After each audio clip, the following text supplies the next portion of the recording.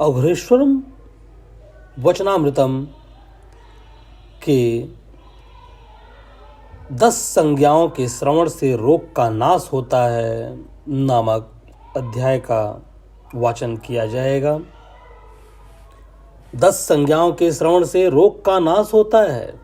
धर्मा, रोग ग्रसित को चित्त में इस विचार की वर्षा की जाए और वह इंद्रिय को तिरोहित करके उठे सुने तो उसका रोग सब दिन के लिए बह जाता है। सुधर्मा सुनो, यदि तुम उस रोग ग्रसित को सुनाकर 10 संज्ञाओं को कहो तो इसकी पूरी संभावना है कि उन 10 संज्ञाओं को सुनते ही उस रोग ग्रसित का रोग वहीं शांत हो जाएगा। कौन सी 10 संज्ञाएं?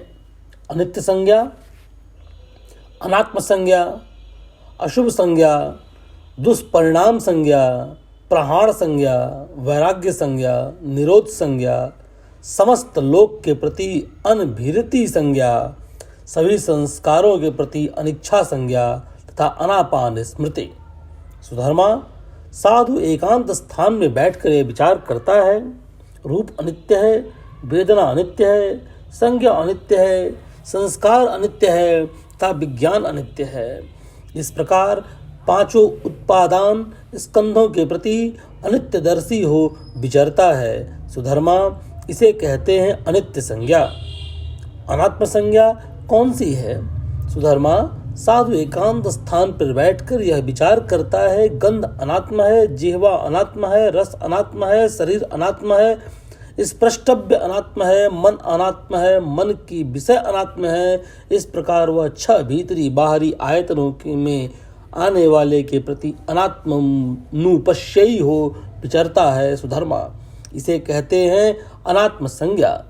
अशुभ संज्ञा कौन सी है? सुधर्मा, साधु पांव के तलवे से ऊपर, केस मस्तक के नीचे, त्वचा तक सारा शरीर नाना प्रकार की गंदगी से भरा हुआ दिखता है।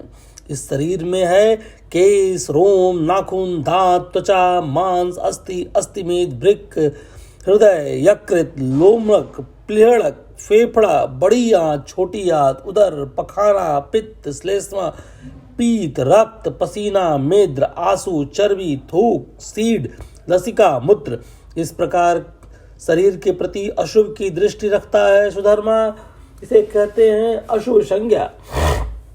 दुष्परिणाम संज्ञा कौन सी है? सुधर्मा, साधु एकांत स्थान में बैठकर विचार करता है, यह शरीर बहुत से दुखों का घर है, बहुत से दुख परिणामों का घर है। इस शरीर में नाना प्रकार के रोग उत्पन्न होते हैं, जैसे चक्षु रोग, कान का रोग, जिह्वा का रोग, चमड़ा का रोग, कर्ण रोग, मुंह का रोग, दांतों का रोग, होठों का रोग, खांसी, दमा, जुखाम, दाद, ज्वार, कुक्षी रोग, मूर्छा, जुलाब, सूल, हैजा, कुष्ठ, फोड़े, कोढ़, तपेदिक, उर्दाग, दाग, खाज, खजुलाहट, नखस, विचर्चिका, लोहित, पित्त, मधुमेह, अंशभाग, फुंसी, वायुज रोग, सन्निपात रोग, ऋतु परिवर्तन से उत्पन्न रोग, विषमचर्या से उत्पन्न रोग, आकस्मिक कष्ट, कर्म फल से उत्पन्न रोग, शीत, उष्ण, भूख, प्यास, पखाना, पेशाब।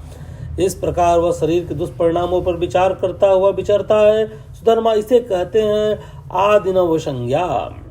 प्राण संज्ञा कौन सी है? सुधर्मा, साधु के मन में जो काम वितर्क उत्पन्न होता है उसे वह बने रहने नहीं देता है, त्याग देता है, दूर कर देता है, नष्ट कर देता है, भाव प्राप्त कर देता है। उसे मन में जो द्वेष वितर्क उत्पन्न होता है उसे वह बने रहने नहीं देता, त्याग देता है, दूर कर देता है, नष्ट कर देता है, भाव प्राप्त कर देता है।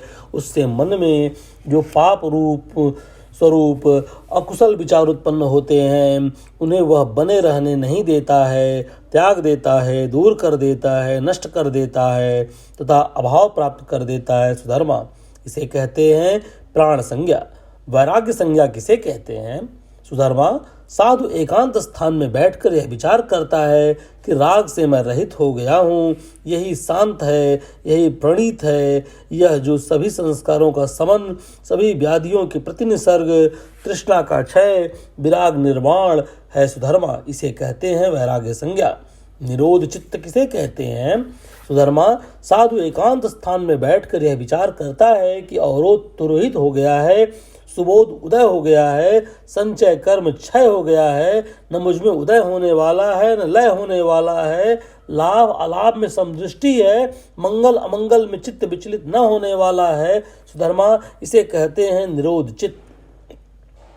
सभी लोगों के प्रति अन्यवर्त संज्ञा कौन सी है? सुधर्मा, लोक में जो उपादान है, जो चित्त के अनुष्ठान अभिनिवेश अनुशय हैं, उनको त्यागते हुए पुनः उत्पन्न न होने देते हुए विचारता है। सुधर्मा, इसे कहते हैं सभी लोगों के प्रति अन्यवर्त संज्ञा। सभी संस्कारों के प्रति अनिच्छा संज्ञा क्या है? सुधर्मा, साधु सभी संस्कारों से मुंह फेरता है, विमुख होता है तथा जिगुप्सा करता है। सुधर्मा, इसे कहते हैं सभी संस्कारों के प्रति अनिच्छा संज्ञा। अनापान स्मृति किसे कहते हैं? सुधर्मा, साधु एकांत स्थान में पालथी मारकर शरीर को सीधा रख के स्मृति को सामने उपस्थित कर बैठता है। वह स्मृतिवान होकर सांस लेता है, स्मृतिवान होकर सांस छोड़ता है। वह लंबी सांस लेते समय जानता है कि लंबी सांस ले रहा हूँ, वह लंबी सांस छोड़ते समय जानता है कि लंबी सांस छोड़ रहा हूँ। वह छोटी सांस लेते समय जानता है कि छोटी सांस ले रहा हूँ, वह छोटी सांस छोड़ते समय जानता है कि मैं छोटी सांस छोड़ रहा हूँ। वह सारे शरीर के लिए संवेदनशील सांस लेने का अभ्यास करता है, वह सारे शरीर के लिए संवेदनशील सांस छोड़ने का अभ्यास करता है।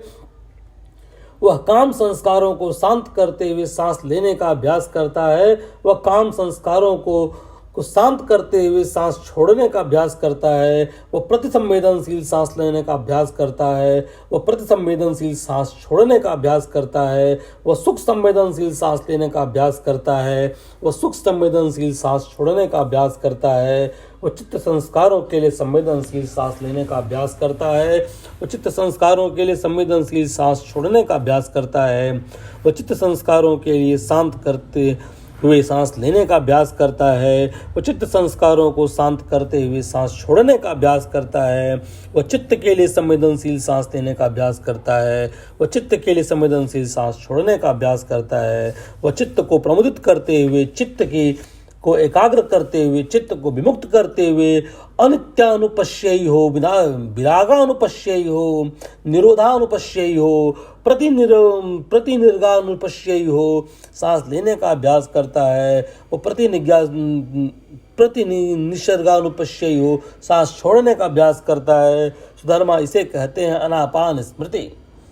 यदि तू उस रोग ग्रसित को सुनाकर इन 10 संज्ञाओं को कहे तो पूरी संभावनाएं हैं कि इन संज्ञाओं को सुनने से उस रोग ग्रसित का रोग वहीं शांत हो जाए।